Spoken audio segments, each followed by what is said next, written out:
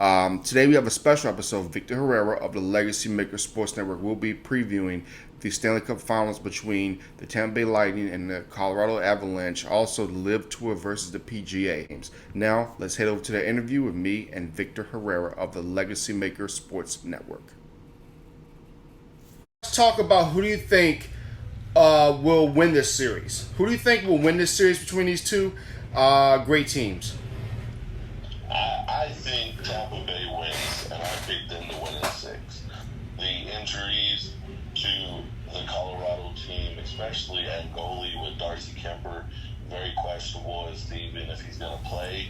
And you're going up against Andrei Vasilevsky, the best goalie in hockey, and this veteran core team that's going to disrupt this youth Colorado roster and really just make them play lightning hockey. Tampa Bay is going to get their 3rd consecutive ring because they're going to control the tempo and the pace.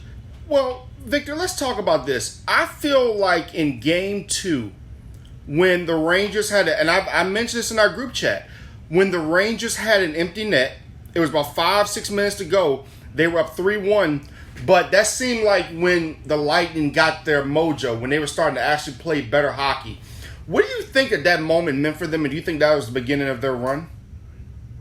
I think that's going to be the beginning of the end of this season's run, because if you go back to the first series against the Leafs, they were down in that one, and they were able to roll that momentum of regaining control of the series, beating the Leafs, making that upset, and then sweeping the top-seeded Florida Panthers. Mm-hmm. That right there had that they used that momentum right there, being down, and especially being down twice in the series. And like you said, the Rangers, it's going to help them and it's going to propel them to this step to claim the Stanley Cup for the 3rd time consecutively. Who do you have winning the MVP of this series? I have Andrei Vasilevsky. It's going to be him.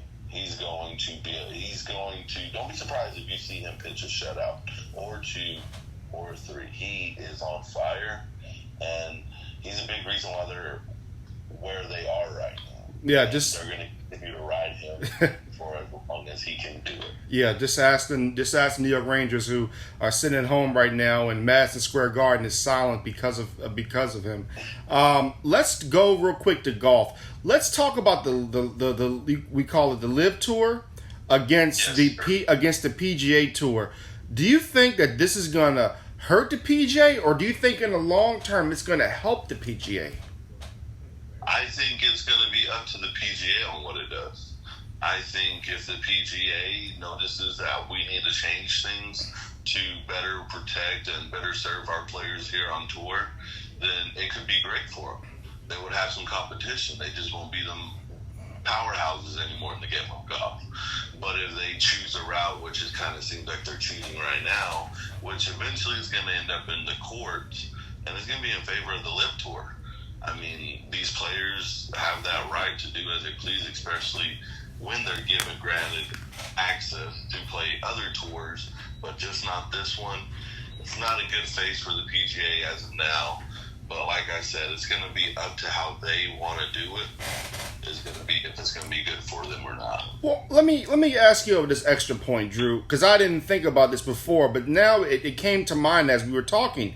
What do you think about certain Americans who are like, wow, you guys are playing with Saudi Arabia? And, there's been a lot of controversy, over the years. We're not getting into too much of that. But what do you think the image is going to be of certain American players by joining the Saudi Arabian movement?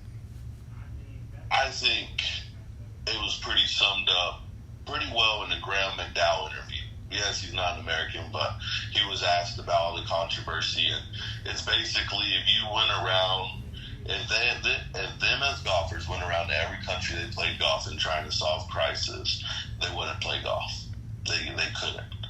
And it's kind of, you got to do what's best for your family. The best way I can compare it is to the LeBron situation. People hate on him because he makes these super teams, because he goes to where the championship rings on. But then people applaud him because he's getting stuff done.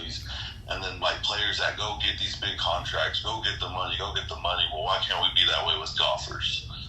Yeah. So, in other words, every country has dirt. Everybody has their flaws. Why judge someone else when they're trying to make money for their families?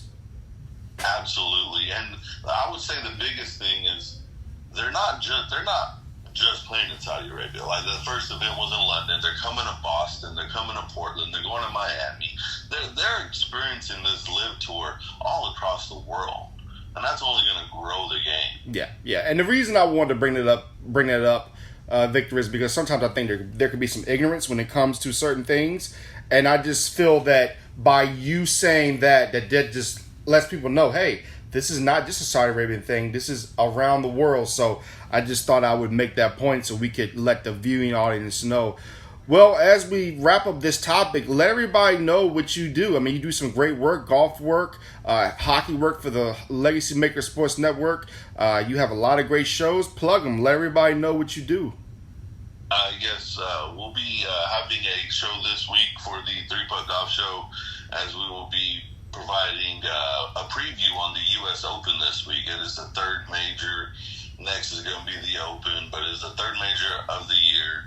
And, Phil Mickelson's going to be there. A lot of these live guys are going to be there because the USGA approved for them to play. They're not going to suspend them or anything.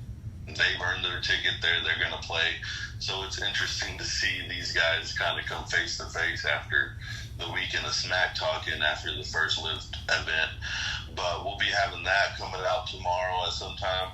And then stay up to date on the website, on social media. We're going to be doing, I have a Facebook page, 3-Putt Golf Show Facebook page. Go follow, because we're going to be giving up-to-date rounds on what's going on in this golf world, and give you an understanding of the live tour. I think it's misconstrued in a way to only benefit the PGA, but it's not giving people a real insight on what's happening. Definitely, and that's why I asked you that question that way, so you could explain to the audience. And one other quick thing I wanted to ask you: do you think this is actually going to help golf as a whole? Because now you're looking at kind of a if anybody familiar with wrestling, the WWE WCW situation, 96, 97, 98, you're looking at a war. You're not literally a war. I don't want anybody to think a war is going on, but this is for supremacy. Do you think this can actually help golf's ratings?